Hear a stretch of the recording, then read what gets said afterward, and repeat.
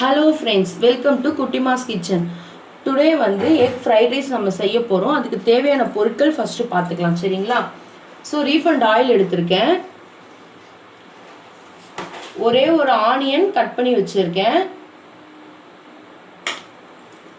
Carrot beans ரெண்டுத்தையும் சேர்த்து cut பண்ணி வச்சுருக்கேன். எக் ஃப்ரைட் ரைஸ்ன்றதுனால முட்டை கொஞ்சம் எக்ஸ்ட்ராவே சேர்த்து வச்சுருக்கேன். ஸோ முட்டை வந்து பார்த்திங்கன்னா பொடி மாஸ் மாதிரி பண்ணிக்கணும். நம்ம வெறும் ஆயில், முட்டை போட்டுட்டு சால்ட்டு, பெப்பர் இது மட்டும் போட்டு அப்படியே ஃப்ரை பண்ணி வச்சுருக்கேன். இதுக்கு ஃப்ரெஷ்ஷாக பெப்பர் அரைச்சி வச்சுருக்கேன். கலருக்காக சோயா சாஸ் வச்சுருக்கேன். அதுக்கப்புறம் டொமேட்டோ கெச்சப் வச்சுருக்கேன். தேவையான அளவு உப்பு போட்டுக்கலாம், சரிங்களா? ஸோ நம்ம எப்படி செய்ய போகிறோன்றது பார்க்கலாம் ஃபஸ்ட். ஸோ ஃபஸ்ட்டு கேஸ் பற்ற வச்சுக்கலாம். நான் ஏற்கனவே முட்டை ஸ்க்ராம்பிள் பண்ண கடாயை தான் வச்சுருக்கேன்.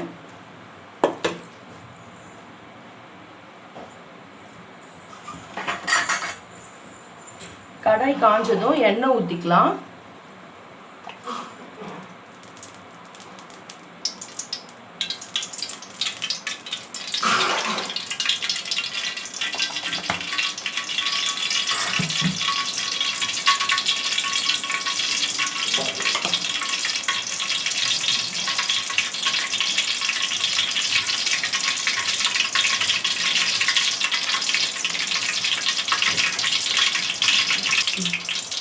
இப்போ எண்ணெய் காஞ்சிச்சு. ஸோ ஒரு ஆனியன் கட் பண்ணி வச்சுருக்கோம் இல்லைங்களா, அதை இதில் சேர்க்க போகிறேன்.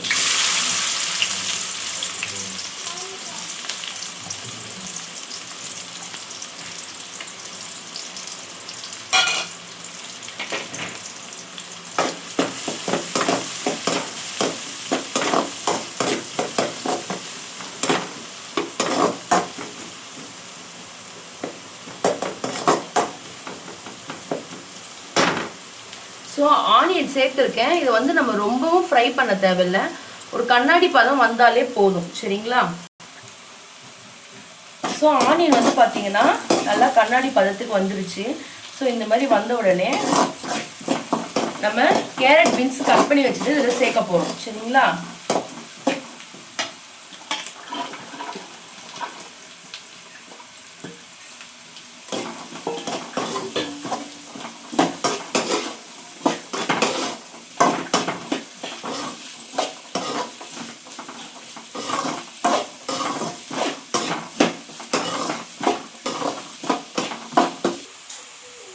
ஸோ இப்போ வந்து காய் வந்து நம்மளுக்கு 80% மட்டும் குக் ஆனாலே போதும், சரிங்களா?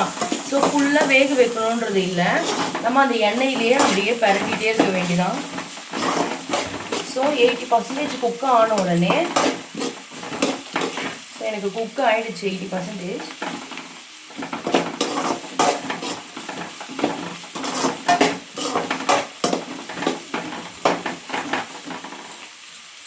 ஸோ இதில் 80% குக் ஆனோடனே தேவையான அளவு உப்பு நம்ம போட்டுக்கலாம். ஏற்கனவே பாஸ்மதி அரிசியை வந்து நான் 2 கப்பு வந்து பார்த்தீங்கன்னா 1/2 hour ஊற வச்சு வடித்து வச்சுருக்கேன், சரிங்களா? அதுலேயுமே வந்து கொஞ்சம் உப்பு போட்டிருப்பேன். ஸோ இப்படி தான் வடித்து ஆற வச்சுருக்கேன், சரிங்களா? ஸோ அதை வந்து அதிலே நான் உப்பு போட்டிருப்பேன். ஸோ அதனால் உப்பு பார்த்து சேர்த்துக்கோங்க.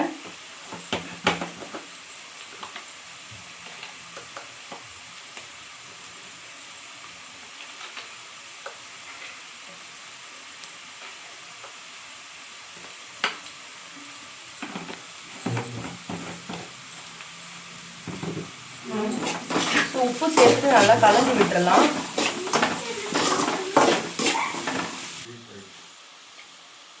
உப்பு போட்டுட்டோம். இப்போ வந்து பார்த்தீங்கன்னா சோயா சாஸ் போட போகிறோம். சோயா சாஸ் வந்து ஆப்ஷனல் தான், உங்களுக்கு தேவைன்னா போட்டுக்கலாம், இல்லைன்னா வேண்டாம், சரிங்களா? நான் சும்மா 1 ஸ்பூன் அளவு தான் போட்டிருக்கேன்.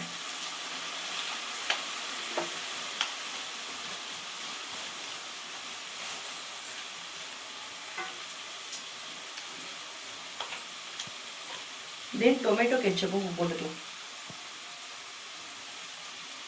ஸோ எல்லாமே ஒரு ஸ்பூன் சேர்த்துக்கோங்க.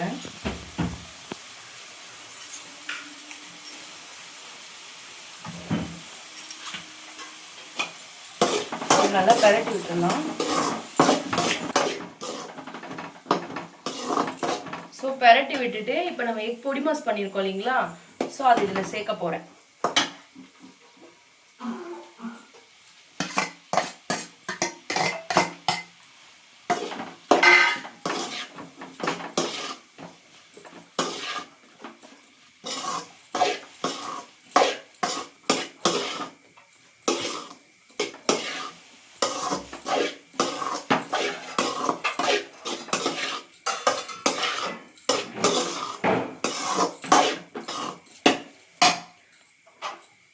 ஸோ எக் பொடி மாசும் சேர்த்துட்டு இதுக்கு நம்ம காரத்துக்கு ஏற்ற மாதிரி பெப்பர் போட்டுக்கலாம். நான் கொஞ்சம் பெப்பர் ஜாஸ்தியாகவே தான் சேர்த்துருக்கேன். உங்களுக்கு எப்படி வேணுமோ அதுக்கேற்ற மாதிரி நீங்கள் சேர்த்துக்கோங்க.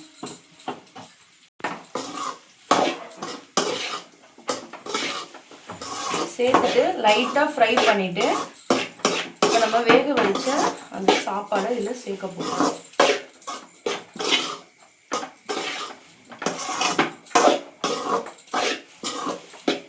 ஸோ இப்போ லைட்டாக ஃப்ரை கொடுத்துட்டு நம்ம வேக வச்சு வடித்து வச்சுருக்க சாப்பாடை அதில் சேர்க்க போகிறோம். சரிங்களா?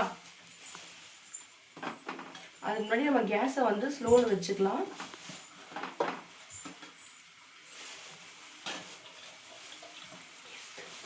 ஸோ இப்போ நம்ம சாதம் ஃபுல்லாக போட்டாச்சு. போட்டுட்டு இப்போது கலர போகிறோம். சிம்லே தான் இருக்கணும். சரிங்களா?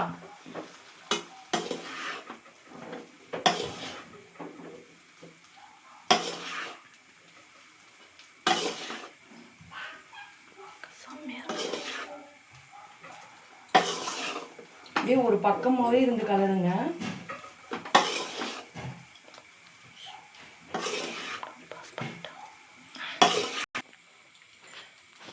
ஸோ சாதம் நல்லா கலரிட்டோம். கலர்னா நம்மளோட ஃப்ரைட் ரைஸ் ரெடி ஆகிடுச்சு. ஈஸியான முறையில் வீட்லேயே நல்லா ஹோட்டல் ஸ்டைலில் சூப்பராக ரெடி ஆகிடுச்சு. ஸோ ஸ்ப்ரிங் ஆனியன் இருந்துச்சுன்னா சேர்த்துக்கோங்க, அது ஆப்ஷனல் தான்.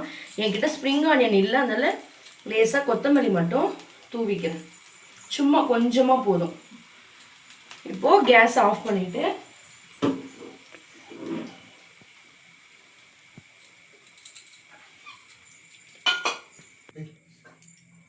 ஸோ நம்மளோட வீட்லேயே செஞ்ச எக் ஃப்ரைட் ரைஸ் ரெடி ஆகிடுச்சு.